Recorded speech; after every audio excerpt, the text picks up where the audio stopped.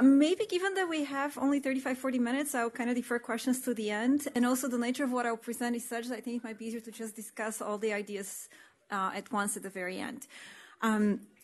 Global value chains have really revolutionized the landscape of international trade, and they're characterized by this increased trade in intermediate goods for further processing and assembly, and extensive multinational activity. An interesting number is by the International Labour Organization, who estimate that about 60 million workers globally are employed in about 3,500 processing zones in 130 largely developing countries. So this is clearly a very pervasive phenomenon. And as Dalia already mentioned, it raises a lot of new policy questions. How should we be organizing global production chains in terms of policies? And what are the welfare implications of trade in intermediate goods, the distributional effects, as well as impacts on aggregate welfare? Finally, shock transmission will be influenced as well. So I think to shed light on these policy questions, it's quite important to understand how individual firms participate in global value chains, why they participate the way they do, and what are the implications of this participation for firm-level performance outcomes. In this context, I think an important question for us to study is whether GVCs create new opportunities and challenges, or just amplifying opportunities and challenges that already existed. So are they triggering entirely novel economic mechanisms, or is it just sort of amplifying things that were already present? And I would argue that they do trigger entirely new economic interactions among agents in the economy. So what I'll focus on today is specifically on how firms choose where to position themselves in the global value chain, the implications this creates for how they finance operations, and also the role of management practices, the way firms manage different production stages and ensure product quality in the process. A challenge that arises for any kind of empirical work on these questions is how we even conceptualize global value chains, how we measure it. I won't be able to speak to all dimensions of GVC activity, of course, but I find it useful to think of three aspects of GVC activity. So one is how much firms add value in the production process. The second dimension I would call upstreamness, which is whether they're adding value more upstream or more downstream. These two things need not be monotonically related. And finally, how are firms positioned in a global production network? So, this goes back to Sri's comments about tier 1, tier 2 suppliers, and so on.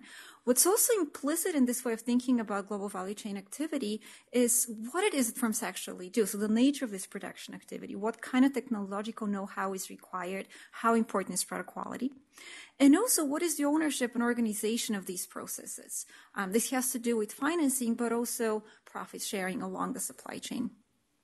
So in the spirit of this being a workshop, my goal today was to share 3 insights about firms' participation in global value chains and its implications for firm profitability. And these insights are based on 3 different projects, some more in progress, others more advanced. The first point is that global production lines have implications for firm growth. And I'll show you some systematic patterns of how positions in global production lines correlate with firm size and productivity over the firm life cycle. The second takeaway for me is that financial frictions matter. The way we finance operations when we're interconnected in a global supply chain is consequential. And as a result of that, credit constraints restrict firms to smaller value-added segments of global value chains that are also less profitable segments of global value chains. You might think, what is the relationship between firm productivity and access to capital? And given the presence of all kinds of financial market imperfections, this relationship is not perfect. So I would suggest that sort of productivity and access to finance are 2 independent channels that both matter. And finally, I'll think about the role of management practices inside the firm. Evidence suggests that effective management is conducive to better firm performance, specifically in the presence of global value chains. And in particular, what I'll show you is that better management enables firms to more efficiently assemble products, but also to produce higher quality products. Here, the link with global value chain will be a little bit less direct, but one way I think about our results will be that management allows you to sort of transform imported inputs more effectively and more efficiently into export goods. And again, what is the relationship between productivity and management practices? The way I think of management practices is as one very specific component of firm productivity, which is actually tangible. We can measure it more concretely. And in terms of policy implications, here's something specific that we can work towards, improving the management practices in place. Okay, so the first project is very much in progress. It's driven by this question of, the implications of global value chains for the firm life cycle, for firm growth over time. We're looking at this question in the context of China, a very interesting economic environment because of the importance of global production lines for Chinese firms. Active force behind China's rise as the world's largest exporter, and various government interventions to make this an attractive interaction. So in this context, we're going to think about where firms position themselves in the global value chain in terms of upstreamness. So I need to define that. The idea here is to think about how far away you are from final demand. So if you think of somebody producing rubber, all of us can go out and buy some erasers, right? And that's sort of a direct use of rubber. But we also consume rubber indirectly. Rubber is used in the lining of washing machines, and we end up buying washing machines as a final good. So there is a way to use input-output tables recursively to essentially construct a sector-level indicator of upstreamness, which conceptually captures distance from final demand. Once you have this kind of sector characterization, you can also apply that to the firm level to understand where individual firms operate along the global production line, essentially using a weighted average across these sector upstreamness variables and imposing some value as weights, right? You can look at imports or exports at the firm level. So this is something that we've been doing with co-authors on China. And at the firm level, we can analyze a period of 12 years after 2000. For an older period in time, we can also look at more aggregate patterns at the city or province level. So it's interesting to see how China's position in global production lines has evolved over this 20-year period. And there's a very striking pattern that I sort of call a funnel, in quotation marks, which is extremely pervasive anywhere we look, across firms, within firms, at the aggregate level, at the firm level. Essentially, the takeaway is that over this long period, China has started exporting slightly more downstream goods, but not much. That's relatively stable. The biggest change has been this very dramatic increase in the kind of inputs that China imports from abroad. They have become much more upstream, which implies that China is now capturing more and more segments of the production stage between, the inputs that you buy from abroad and what you end up supplying to foreign countries. If you're curious about, what drives these patterns, a lot of it actually comes from the operations of ordinary firms. So processing firms are the ones that are producing on behalf of a foreign buyer. China recognizes a very formal and carefully implemented processing trade regime, whereby if you're importing inputs in order to process and assemble and re-export on behalf of a foreign buyer, you don't have to pay import duties. As you can tell from this figure, this dramatic rise in import upstreamness is actually entirely driven by ordinary firms. If you were to look at firm-level outcomes using regression analysis, what you see is that processing firms are slightly different from ordinary firms.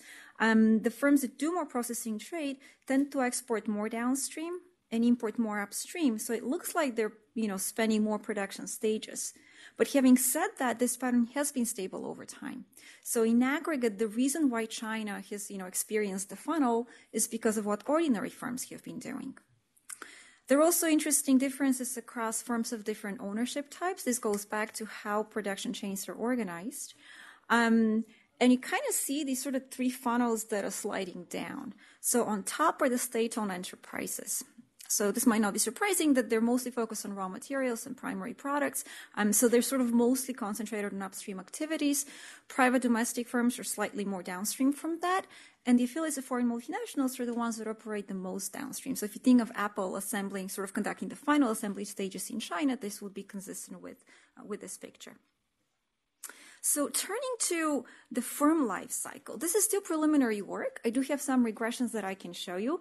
I'm guessing they'll be, posting the slides somewhere online. So I'll let you stare through some of those regression numbers on your own, but let me kind of digest the message here.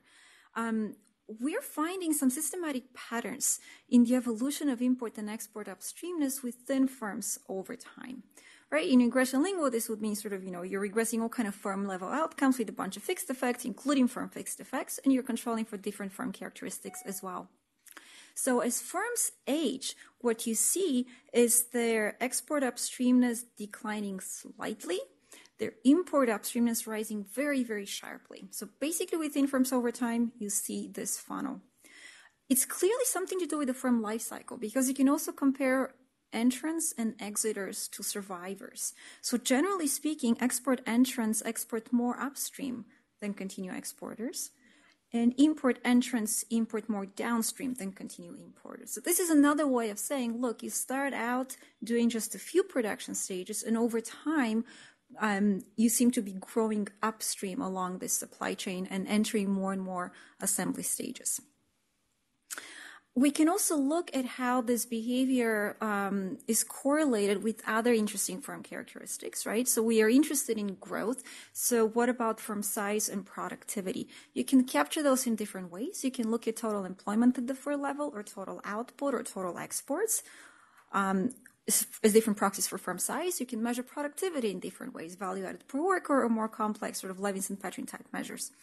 What you see is that bigger, more productive firms tend to import more upstream and export slightly more downstream, but they're definitely conducting more of these assembly tasks in between. And this is true both in the cross-section of firms as well as within firms over time. There are differences between skill and capital intensity in that they operate in different directions. So the more segments of the supply chain that you spend, the more capital intensive you appear to be, but the less skill intensive you are. So I think one way to interpret this is to suggest that as you gain experience with global trade, you're able to conduct more production stages. And if we believe that that's associated with higher profit margins, that has implications for firm growth. What we're currently trying to decouple is the extent to which these production tasks are happening within the firm in China as opposed to being outsourced to other domestic producers in China. Right? Everything I told you was characterizing import and export upstreamness. But of course, we don't observe domestic input, so it is entirely possible that this kind of knowledge that you gain about managing different production stages is not useful just for you performing those stages, but also for managing those tasks within China, potentially outsourcing them to somebody else within China, as opposed to a foreign supplier. So here are those two tables that I told you about. So kind of in terms of takeaways for policy, I think it's way too early for me to tell you anything specific here, but it's pretty clear that we need to understand more how global value chains affect firm life cycles and firm growth. So one way to conceptualize this is to say there's a productivity draw at the firm level, which pins down various choices at the firm level, including their position in the global production line. And this in turn has implications for value added and profits. So then you have to ask yourself, well, what is the productivity process in the background that triggers the firm life cycle? Let me now change gears and turn to sort of the second insight that I wanted to share with you, and that has to do with financial frictions, how firms fund their operations when they participate in global value chains. My interest in this was triggered by sort of the growing evidence in the trade and finance literature showing that credit imperfections are very detrimental to global trade at the firm level in aggregate, especially during financial crisis, for a variety of reasons. So I was curious to know, specifically in the context of global production chain linkages, what the impact of those kind of financial frictions would be. Here again, with some co-authors, we studied the Chinese experience. It is a very interesting economic environment because of the way they classify different types of trade activities. So you already mentioned that there's a formalized distinction between processing trade and ordinary trade. On top of that, processing trade is further divided into two regimes. One is called pure assembly.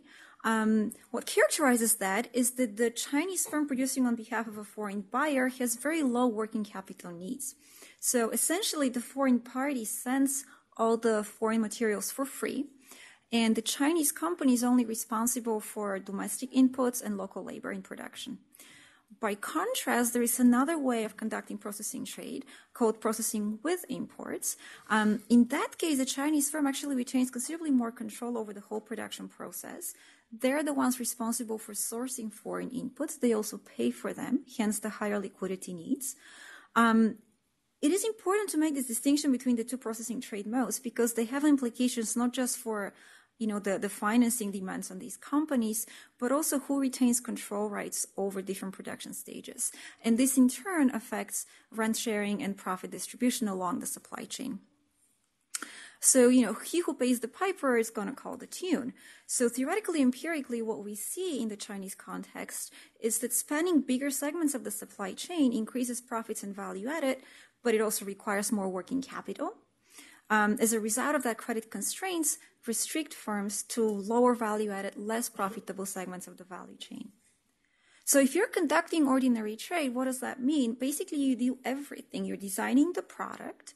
Once you've done that, you're sourcing domestic and foreign inputs. You're assembling them. You're taking care of marketing and distribution abroad. And they're going to be fixed and variable costs incurred at any one of those production stages. If you're doing import and assembly, you don't have to design the product. You also don't have to market it abroad because that's what the foreign party does for you. But you do have to incur the cost of both domestic and foreign inputs. And finally, if you're doing pure assembly, you're only responsible for the domestic inputs, right? So it's a pretty clear ranking of working capital needs. So what do you see in practice? You see that across firms, the financially healthier firms that report higher liquidity, lower leverage, are the ones that end up doing more ordinary trade than processing trade. And they also sort themselves more towards import and assembly, processing with imports rather than pure assembly. There are all kinds of identification issues, so clearly we're very careful about that in the paper. One thing we also consider is how firms make decisions in different sectors. This goes back to some of these policy-relevant questions of the differential impacts of global value chains across firms and industries.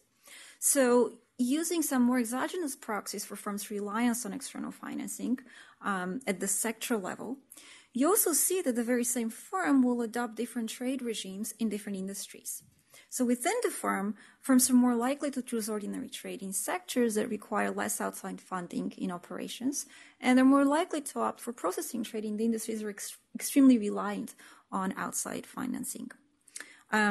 If you think about where developing countries fit into this picture, financial markets are going to be weaker in a developing country context. So these forces will essentially be amplified. Having said that, in China, this is one country. The only way we can identify that is from the variation across different Chinese provinces. But we do see that, who you trade with matters. It takes two to tango. So in some sense, when the export destination has more advanced financial institutions, that can help compensate for some of the challenges faced by the Chinese firms. So you do see that the patterns we identify are stronger in financially less developed Chinese provinces, but weaker for financially more developed export destinations. So let me give you something more specific on this. A couple of examples that we can all relate to. Apple, they offshore production to China. Not only do they offshore production to China, they completely outsource it, right? Foxconn assembles their products. Apple ends up providing the customized inputs at no cost to Foxconn from Japan and Korea. So this is one example of pure assembly. To contrast that, take Ralph Lauren, who subcontracts everything to Yonggor, this Chinese company. However, here Yonggor has a lot more independence in their operations. They're the ones sourcing and paying for imported inputs. As it turns out, Yonggor also produces under their own brand name. So this is an example of a firm that does a little bit of processing trade and a little bit of ordinary trade. Turning to some empirical evidence, the reason why it is interesting to make this distinction between processing and ordinary trade regimes is because of the implications for firm profits. In some sense, it is useful to characterize where firms position themselves in the global value chain if they're interested in patterns in the data. But from policy perspective, we care about this if it has implications for relevant firm performance outcomes. So what we're doing here is exploiting rich data on Chinese firms, which combines information on their balance sheets with detailed customs records for a period of, I believe, 7 years. So turning first to their profit outcomes, what we see is that the firms conducting relatively more processing trade and relatively more pure assembly within their processing trade activity have lower profits in absolute levels. They also have lower profit to sales ratios. That might be a more informative metric of firm profitability. and they also add less value added. So in terms of notation here, PA is pure assembly, PI is processing with imports, and OT is ordinary trade. So essentially, these regressions are looking for correlations across firms operating in a given industry with careful fixed effects and so on. And they are correlations because we do think of firms' position in global value chains as an endogenous choice, and hence the profit outcomes will be coming from the same firm maximization problem. So this is just informing us of the relationship between profitability, value added, and the position in the global value chain, but it doesn't yet tell us anything about why it is that these firms are positioned the way they are. So that's what we do in the second part of the paper. We are mindful of the importance of productivity, but we're specifically focusing on financial frictions. And we end up finding that both channels are quite important. If financial markets were perfectly efficient, you might think that more productive firms should always have access to more finance. So in some sense, only one of these channels should matter, and that should be productivity. And one of the reasons why productivity shapes GVC activity is because it helps determine access to finance. In practice, this being China, capital markets are quite inefficient. They're all kind of asymmetric information problems, contract enforcement issues, and the such. Which mean that firm productivity doesn't conclusively determine access to finance. And as a result of that, it is perhaps not surprising that both productivity and financial health will affect how firms position themselves in the global value chain.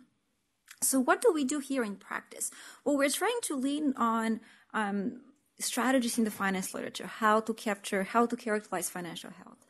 You can look at balance sheet outcomes such as liquidity ratios, leverage ratios. They have their problems. So I'll show you some evidence that is sort of consistent with the story, but obviously we should interpret with some, a grain of salt. What I'm showing you here is liquidity. The results are very consistent if you instead look at leverage. And what you see is that the firms with lower liquidity ratios end up doing more processing trade. So they have a higher share of processing exports in total exports. That's column 1.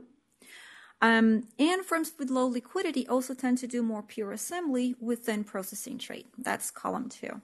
You can do all kind of robustness checks on this data. I think the most informative one is to see the relative importance of liquidity and productivity. That's columns 3 and 4. And here I'm focusing on aggregate exports. Again, you can kind of break that up by destination, by product, and so on. But the takeaway here is that financial health seems to correlate with firms' position in global value chains. You can push the export dynamics a little bit more. What we see is that within firms over time, exploiting the panel nature of the data sets, there are adjustments in trade activity following changes to financial health. So you might still have some endogeneity concerns about these financial health measures. I share them. But the evidence is certainly consistent with the broader picture we're painting here. So within firms over time, improvements in financial health are followed with adjustments in trade activity away from processing trade towards ordinary trade. And then within processing trade, away from pure assembly towards processing with inputs. The magnitudes there are smaller, so the cross-sectional patterns are certainly bigger than the within-firm changes over time. What is interesting also is to look at firm entry into exporting, so first-time export activity. There, I think the endogeneity issues take a slightly different form, but you do see bigger magnitudes. So financial health prior to first-time export entry is a very strong predictor of the choice of trade regime upon entry. Finally, you can look at how firms respond to plausibly exogenous trade reforms. So from the perspective of individual firms, the removal of MFA quotas on textiles and apparel, or their exact timing anyway, can be considered exogenous. And you see that the financial health of firms prior to these MFA reforms strongly predicts the way they responded to the reform. Upon entry into new destination markets for textile products, high liquidity firms ended up conducting more ordinary trade. Low liquidity firms ended up doing more processing trade. Finally, turning to the variation across sectors, from an identification point of view, this gives us a little bit more comfort in a causal interpretation here. So there are various measures at the sector level that prior researchers have identified that capture firms' reliance on the financial system. Some of them are meant to identify your working capital needs in the short run, and some of them capture your reliance on outside capital for long-term investment projects. And it's actually really interesting to look at both because they have different implications for how we think about processing trade and ordinary trade. So in particular, if you think back to what the difference there was, right, the main difference between processing and ordinary trade has to do with product design, which is very R&D intensive. It's a massive fixed cost investment, and then marketing and distribution, right? Within the two processing trade regimes, firms are not responsible for product design, marketing, and distribution. So the only difference there is really how they find their working capital, right? Who is paying for inputs, which are variable, scalable input to production. So in that sense, it is useful to have sector-level measures of both, working capital needs for outside finance and long-term need for outside finance. So what I'm showing you here is that within firms across sectors, the very systematic patterns. So this, has firm fixed effects and so on. So you see that within firms across sectors, firms conduct more processing trade and pure assembly in the sectors that require more external financing for their short-term working capital needs. When you look at measures for reliance on outside finance for long-term investment needs, you see a distinction between processing and ordinary trade, but as expected, no significant patterns when you compare the two types of processing regimes. So what are the sector measures here that we use? They're standard in this literature. For short-term liquidity needs, you look at inventories to sales ratios. They're meant to capture the importance of stockpiling inventories in order to meet demand. The idea being that if there's a long production process, there's a big discrepancy between the time when costs are incurred and sales realized. And so stockpiling inventories allows you to smooth that process, but create extra working capital needs for you. X for reliance on external finance for long-term investment projects. Here people look at the share of capital expenditures that are not financed internally from cash flows from operations. I'm a bit confused. Yeah. Here you're within firm, across sectors, you're looking at multi-product firms? Yes. What's interesting is that even in the Chinese context, 51% of all firms are actually active in at least two sectors or more. And these are broadly defined sectors at the 3-digit level. So if you actually go to the product level, of course, you're going to have even more multi-product firms. But yes, these point estimates are identified from the variation across sectors within multi-product firms. Exactly. And so different columns here are sort of different specifications that look at firm level or firm sector level experts as opposed to firm sector destination level experts. And we're always careful to control for different supply and demand side stories with various fixed effects. Well, it seems that, of course, there will be some selection effects. Not all firms will be multi-product. So you're relying for this identification on selection of firms which are likely to be probably more productive, easier access to credit and all the rest. Exactly. So we actually explored that. So you do see that the firms that are more productive and have healthier financial ratios are active in more industries. That is consistent with this story. And you can even do something like this. You can sort of rank industries by their financial dependence. And it kind of document stylized facts that are consistent with firms adding sectors in a particular order. So if you're very financially constrained, you do fewer sectors and you tend to focus on the ones that don't require a lot of external finance. But if you're financially healthier and more productive, you end up working in more industries, including the ones that require more outside finance. So that's perfectly consistent, yes.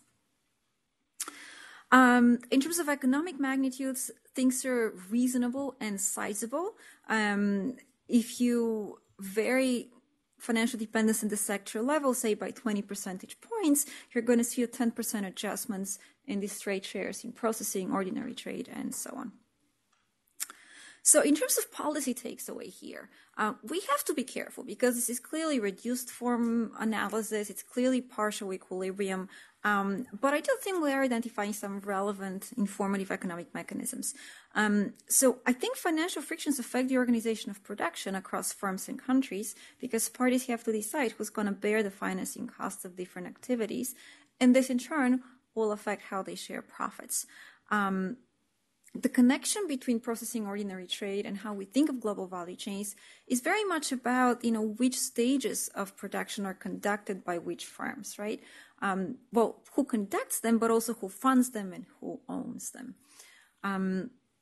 So from an aggregate point of view, this has this unpleasant implication that financially underdeveloped countries might be stuck in low value-added less profitable stages of global production chains. And this certainly echoes concern you hear from people working on African agricultural supply chains, producing shea butter but not being able to process it further makes shea butter farmers not very profitable.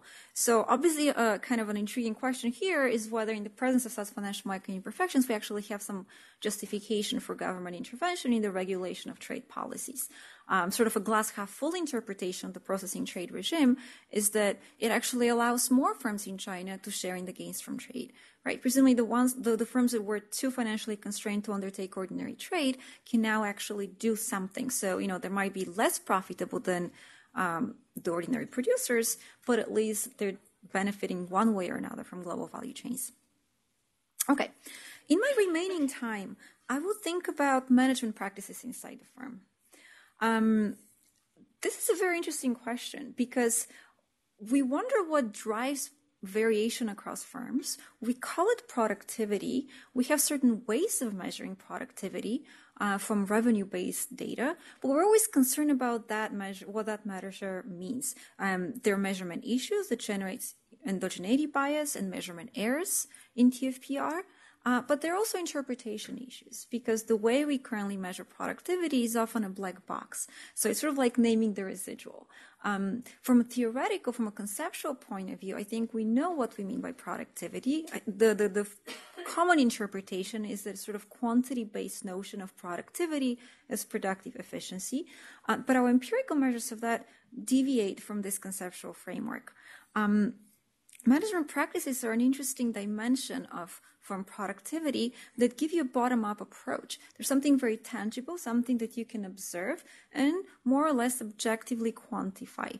And again, from a policy perspective, when we talk about improving firm productivity, it's hard to know what that means or how to make it happen. Whereas if we focus on something specific and tangible, such as how you manage your production processes, it becomes a little bit more concrete and clear what needs to happen to improve firm performance. So in this project, we're interested in understanding the role of management practices inside the firm for expert performance. Implicitly, I think we speak to how firms participate in global value chains because we are interested in how they transform imported inputs in final products for re-exporting. We cited the world's two largest export economies, China and the US, and it is striking how similar the patterns for both countries are. You might expect otherwise because they clearly occupy very different, places on the world income distribution. They have very different institutional contexts and degrees of labor and capital market frictions, and yet the patterns we uncover are surprisingly robust. So what I learned from that is that there probably are some fundamental economic mechanisms at play rather than particular responses to specific economic environments and contexts. Okay. I'm going to emphasize the empirical findings here, but in the project, we also provide sort of a theoretical rationalization for them. What we see is that better managed firms are significantly more active exporters. They're more likely to export. Conditional on exporting, they sell more products to more destinations. If you think about how they accomplish that, what are the underlying mechanisms through which management operates, I'll show you a series of different empirical patterns that I think together paint a coherent picture. So what we interpret those patterns to mean is that well-managed firms are able to more efficiently produce. They also produce higher quality goods, and they do that by using more sophisticated inputs and more complex assembly technologies. So quite a few different dimensions through which management operates. So I guess I'm very fortunate to be speaking right after Sri, because now when I tell you that we measure management based on McKinsey practices, I have perfect credibility. So that's terrific. Okay, so what data do we use for this project? This is data for the US and China. For each country, we combined 3 firm-level data sets. I need to be careful. It's establishment-level production and management data, combined with transaction-level customs records on export and import flows. For the case of China, the data comes from the World Management Surveys that my co-authors Nick Bloom and John von Wienen have been conducted for over 10 years now, and they have covered about 40 countries. There are big advantages of the World Management Survey procedure. One big disadvantage is that they're based on phone interviews, which means that you can only talk to so many firms. It's a representative sample, more or less slightly shifted towards bigger firms, but at the end of the day, it gives you about 500 firms in China. By contrast, for the US, Nick and John were able to introduce these management level questions into the US Census for 2010. And that has the advantage that you now have a much bigger set of firms to study, and you can do a lot more with that data. So what is management competence? How is it measured? Is this measure reliable? The idea behind it is to identify how firms design different management practices and how they implement them. This is based on, from my understanding, this is based on the assessment techniques that McKinsey adopts. So when you call up McKinsey and you want to get some management consulting, they come to your company and they do sort of a baseline assessment of where you stand. So the management surveys are very much based on the gist of that baseline assessment procedure. The management score that we work with is an average of 18 different questions. We standardize each question, then take the average across them. And these questions capture different dimensions of management practices in place. So about half of them have to do with how firms utilize their capital equipment, if you will, and half of them have to do with how firms manage human capital resources. So on the capital equipment side, a bunch of questions get at how firms set production targets. The easiest way to think about that is the design, integration, and realism of production targets across different production stages. So I like to think of a car plant where, in a very simplistic setup, you need exactly 4 tires and exactly 1 steering wheel and exactly 1 chassis to assemble a car. And it would be extremely wasteful if you ended up with too many car chassis and too few tires and so on. So you want to be able to synchronize production across production stages. And you want to make sure that different components fit together well, that there are no delays. You want to minimize wastage and, mistakes along the process. You want to enforce quality control and the such. So a series of questions are asking about the various targets that firms set. And then another set of questions asks about how they monitor completion towards those targets. So how they collect data, how they analyze data, who is aware of these data metrics. They like to have widely shared data analysis, such that not just, the very top tier management, but also mid-management and even production floor managers know what's happening within the entire production chain to minimize waste and so on. Another set of questions thinks about how you incentivize workers. So this has to do with whether or not you're identifying your top performers, whether you offer performance-based compensation, and what you do about the laggards. You try to retrain them, do you let them go? All these practices will be considered more conducive to kind of effectively managing a firm. If you're just promoting people based on seniority, that's presumably less so. So questions that come up in the context of these world management surveys, valid questions that come up have to do with the relevance of the same management practice in different economic contexts.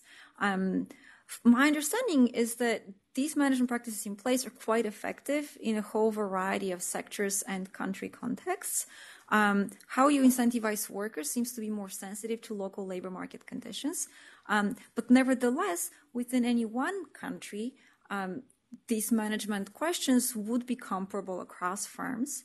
And to the extent that some of these management practices are less relevant in certain environments, presumably you should make it less likely for you to find systematic patterns when you turn to regression analysis. So here's an example of a US car plant that would be considered very well managed according to these performance metrics. So there's a very clear integration of different production tasks. The production floor is very well organized, the information is clearly displayed, and data is collected very frequently. And here's an example of an Indian textile plant that's in complete disarray. Nobody really knows what's going on. And the end result of that would be, a bunch of red shirts there and a bunch of blue pants there, and there's no sort of synchronization and meeting production targets and the such. This is also presumably going to be associated with a lot more waste in production and poor quality control. In terms of variation across countries, are these metrics informative? So here are some averages across countries. I think not all of them are here, about 20 countries. The US comes out on top. Orange is Europe, so the countries right after the US are Japan, Germany, Sweden, the UK, France, Italy. China is smack in the middle of the distribution. There haven't been too many Asian countries surveyed, but China is right in there. So this goes back to the point that there's a lot of variation across countries. When you look at their management practices, this variation is closely related to cross-country differences in average productivity.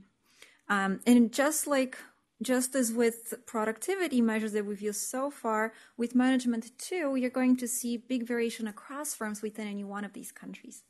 So by and large, the cross-country differences in averages are driven by the left tail of the distribution. The problem with developing countries is not that they don't have some very well-run companies. The problem is that they have a whole slew of really badly managed firms that are dragging down aggregate productivity and management outcomes. Okay, so armed with these management measures, we turn to export activity. In China and the US, we always treated two samples differently. And what we see is that better managed firms are significantly more likely to export, controlling for, province fixed effects, industry fixed effects, and so on. Conditional on exporting, they have higher export revenues. If you think about, what drives firm participation in trade, if management is something that is inherent to the firm, just like we would normally think of a productivity draw in a Metries type setting, you might expect that management is very closely correlated with other characteristics of the production process, such as capital or scale intensity. Yes, they are positively correlated, but not perfectly so. So in fact, the results for management survive adding these extra controls for the production technology that firms adopt. In terms of economic magnitudes, improving management by 1 standard deviation is associated with a 5% high probability of exporting, 24% higher exports. The extensive margin is very responsive. I haven't shown you that breakdown, but in terms of number of markets you enter by destination or product type, that margin responds very quickly. In terms of the intensive margin, you see higher elasticities for the US than for China. So, given these patterns in the data, I think a natural question to ask is what management really captures. How shall we interpret that? Is it causal? Is it just a correlation in the data? I don't think I'll be able to offer you a conclusive answer, but here's sort of our best bet at this point. And it is very much guided by where the trade literature currently stands. We're used to thinking of there being a firm attribute that pins down input choices and firm outcomes. We're used to thinking of that as being productivity. We don't really know how to measure it very well. We have these noisy endogenous measures of TFPR that are also a bit of a black box given that they are residual from a production function estimate. Having said that, we also know that in practice, there might be multiple firm attributes that jointly determine different firm outcomes. So it might not be a single attribute. And as Daria mentioned too, productivity is a process that is evolving over time, and it might well be endogenous to this global value chain participation. So in this context, I think the most straightforward way to interpret the results is to say that management practices provide a less noisy measure of TFPQ, the way we would conceptually think of productivity, and it's really something tangible that you can clearly discuss rather than a black box. When we turn to empirical analysis, we see that management and TFPR, our available measures of TFP, are actually correlated, but not perfectly so, and they both enter regressions significantly. In terms of economic magnitudes, they're also of equal magnitude. For China, the management practice variable has stronger predictive power than TFPR. For the US, they're more comparable. So I think it is also entirely possible not only that management is sort of a less noisy concrete measure of TFPQ, but also that, yes, there are multiple dimensions to firm productivity, and management captures just one of them. Where does management come from? We're not answering that question. One way to think about that is that there's sort of entrepreneur ideas that have some component of exogeneity, but conditional on some exogenous realization, entrepreneurs might endogenously choose what management practice to adopt. Or if not directly choosing the management practice, they might choose what manager to hire, and then that manager brings some kind of management practice with them, right? And if there are higher fixed costs to adopting and maintaining more effective management practices, then this initial uncertainty about, the business idea would be sufficient to explain why different firms would end up with different management practices. And of course, there might be learning by doing. So in the data, you do see that multinational affiliates are better ran than private domestic firms. So in terms of the mechanisms through which management operates, this is where it's very tempting to change the language and start thinking about causality rather than correlation, but I'll be very careful with that. There are two potential mechanisms that are not mutually exclusive. And in fact, empirically, we find evidence consistent with both channels. On the one hand, you might think that effective management practices will enable more efficient production. If I give you a certain set of inputs, how efficiently can you assemble them into a final product? Right. So given the way production targets are synchronized in better managed firms, it might not be surprising that there will be less wastage along the way and you'll end up with higher output per unit of input. Okay. At the same time, effective management might also be conducive to the production of higher quality goods. This has to do with how you source high quality inputs, but more importantly for our purposes, how you actually process those high quality inputs. How do you ensure that they fit together? You're not breaking them along the way. You're not buying the wrong parts that don't fit and work together. How do you ensure quality control in production? So here kind of the example that I find useful to think about is, a textile manufacturer who can make a dress using cotton and plastic buttons, or they can make a dress using silk and mother of pearl buttons. So clearly the assembly tasks, the steps you undertake to put the dress together are the same, but you're using different inputs. And these inputs are of different quality, which would be reflected in the input prices. At the same time, effective management might actually allow you to assemble more complex products. So not just, using higher quality inputs and the same assembly steps, but rather using more complex assembly technologies. So here I like the printer example. So take a printer with 50 parts, which can print. And then there's a printer with 150 parts, which can print, it can scan, it can fax, right? So the fact that there are more parts involved in the assembly of this product might signal that the product is more complex, more sophisticated. And it would be reflected in the complexity of the assembly technology, or even, the original blueprints to begin with. So I'm going through these examples because they will actually inform what we look for in the data when we're trying to decouple these different mechanisms. So we first look at information in firms' export prices. The idea is that if you're producing goods of higher quality, either using more expensive inputs or more complex assembly technologies, this comes with a higher marginal cost. And, this would tend to push up your prices. If you're using inputs more efficiently, this comes with a lower marginal cost, tends to depress your prices. You do see that better managed firms overall charge higher export prices. You can push this further to decouple quality by constructing some other consistent measures for product quality. And when you do that, you see that quality is positively correlated with management, quality adjusted prices, efficiency negatively so. Since I'm out of time, I won't go through all the analysis for the input characteristics. I'll just summarize it. You see that better managed firms are using more imported inputs. They source inputs from more advanced countries. And they also import a wider range of inputs from more countries of origin. So sort of where you get the inputs from, what price you pay for them, we think of the dress example as input quality, whereas the variety of inputs you assemble, we connect to complexity of the assembly process. So takeaways from this exercise: effective management matters for how you participate in global value chains. And this suggests that when you think about trade reforms in developing countries, it is important to pay attention not only to whether firms have access to imported inputs. There's been plenty of evidence on the role of liberalizing imports in order to improve export activity, but also to the management practices that firms use and providing extra consulting services and so on. So to wrap up, so going forward, I think there's a lot of scope for future research of both academic and policy interests on the determinants and consequences of firms' participation in global value chains. And I've highlighted a few of those issues that have been salient in my current work. There are probably interesting linkages between upstreamness, value-added network position, that we don't know much about, and we need to know more because politicians like to throw out statements like growing up the value chain or the smile face of the global value chain. We don't actually know if that's substantiated at all. And finally, something that Daria mentioned earlier, I'd like to echo. Institutional contexts matter. Labor, capital, product market frictions matter for how firms engage in global value chains. And I don't think we know much yet how all these frictions are going to moderate firms' response to the challenges and opportunities of global value chains. Thank you. Oh, I should stay here. Less than 10 minutes. I'll be careful on the next speakers. No, so I have some comments, but let me not abuse. So let's, yeah. Hi, I'm Jean-Noël Barrault from MIT.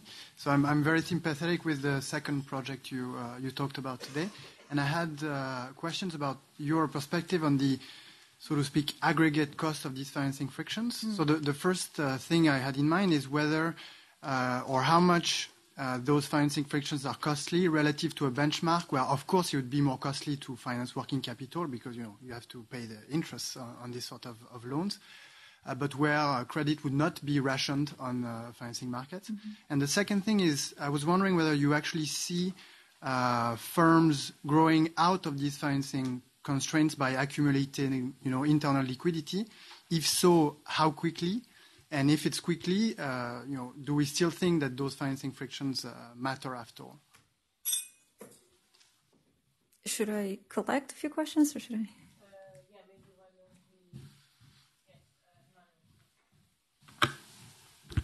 Hi, I'm Emmanuel Ornelas from the São Paulo School of Economics. It's about the first project where you have the firm cycle, firms becoming more downstream but importing more upstream, which seems very interesting. And you're doing all that in the context of China. So can you connect that to policies that have changed there? Or do you think that this is something more general that you would observe also in other countries?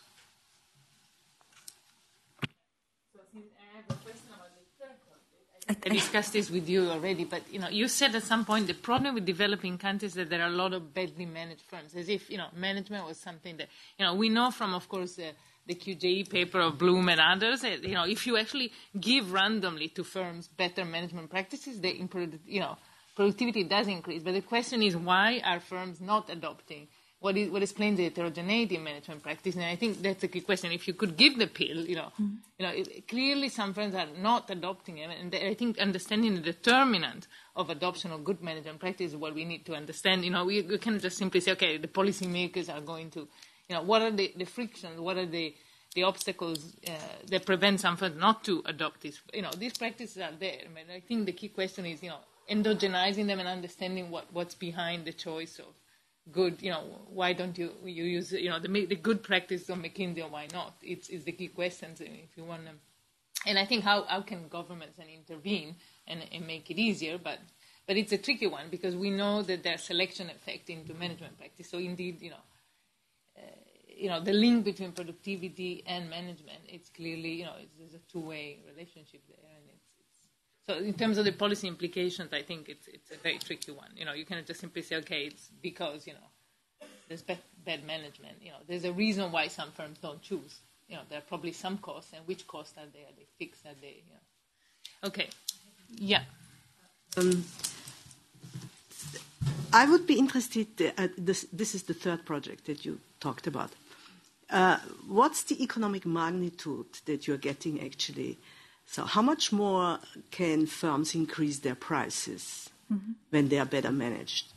And the second is, which is related, is that it looks like when you compare the US with China, that management mattered more for Chinese firms than for US firms. Do you have an explanation for that?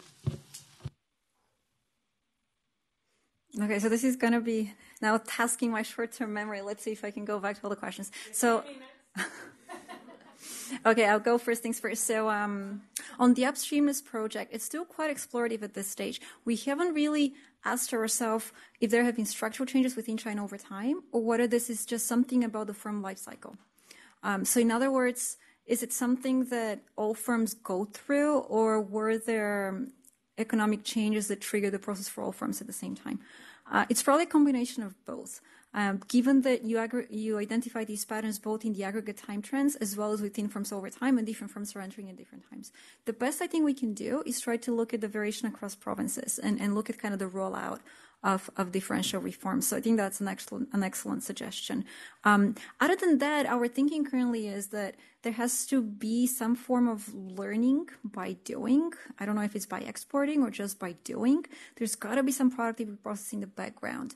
And as firms gain in capabilities, they're able to bring more of these production stages to China. But that's kind of the most I can say at this point. Turning to the finance project, these are all extremely relevant questions. And I think it's very, very hard to provide concrete answers for a variety of reasons. Empirically identifying the effects of financial frictions is really challenging. And so oftentimes you end up doing diff and diff analysis or studying the response to major shocks. Theoretically, you can write down quantifiable, G equilibrium models. The models would be able to give you an answer to the questions you're asking. But empirically, it's very hard to use the reduced form estimates to provide that answer. So specifically, somebody earlier mentioned the paper on the financial crisis. How much of the decline in trade was because of the collapse in demand, and how much of it can be attributed to other factors? And I'm familiar with 4 factors: demand, and then 3 on the supply side, namely drying up of credit, inventory adjustment, and supply chain linkages. And if you put all of the 3 together, we explain 200% of the decline in trade. So clearly, it's very, very hard to give you a correct answer there. But what I can say is that it's not easy for firms to grow out of it. So within firms over time, there are definitely dynamics. Firms might start out doing one thing and transition over time. But in a context like China, financial markets are imperfect, and there's also hysteresis in this. So if you end up with misallocation of resources, the wrong firms continue to have more access to finance. Okay, then the questions on management practices. Where do they come from? I don't know. Let's talk about it over the coffee break.